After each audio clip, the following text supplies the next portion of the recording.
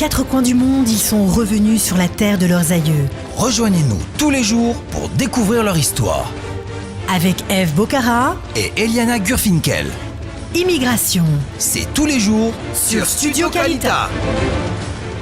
Salut à tous, c'est Eve Bocara sans Eliana Gurfinkel cette semaine et on va continuer à parler de l'Alia russe qui a pris un tour phénoménal après la dislocation de l'URSS à la ça démarre dans les années 90-91 où la plupart des Juifs de Russie sont partis. On l'avait vu aux États-Unis, en Allemagne, au Canada et bien sûr énormément en Israël où en tout presque 1 800 000 Juifs russes sont venus s'établir en Israël. Selon le recensement de la population 2002, la communauté juive de Russie ne comptait plus que 230 000 personnes, essentiellement installées à Moscou et à Saint-Pétersbourg. Voilà,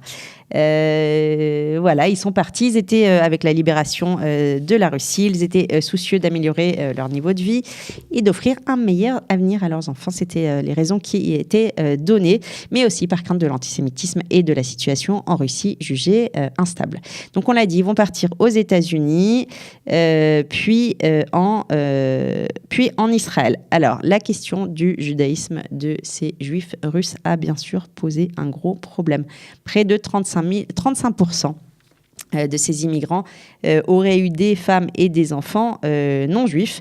Mais Yitzhak Shamir, qui était soucieux de voir arriver des Russes et d'équilibrer démographiquement la population arabe qui croissait en Israël, a demandé au ministère de l'Intérieur d'assouplir la loi du retour, permettant à des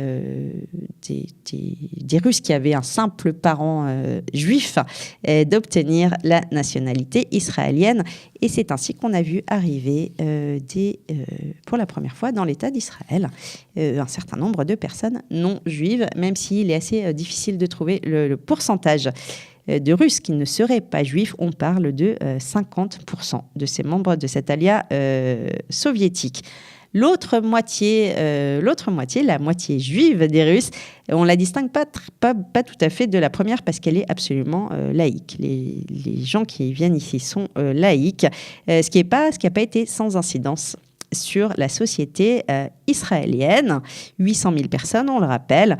Les Russes qui ont permis l'ouverture des magasins le Shabbat, qui ont développé une alimentation pas cachère dans certains supermarchés, dont certains connus pour la vente de porc, et qui ont un peu compliqué la question des demandes de mariage et qui ont fait augmenter les mariages civils et les enterrements civils dans la société israélienne. Voilà.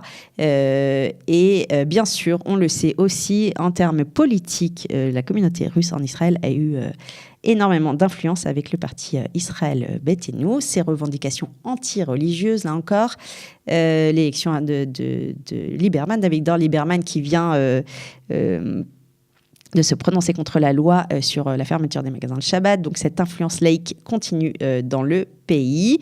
Et puis on continuera à parler la prochaine fois de cette communauté russe en Israël. Merci.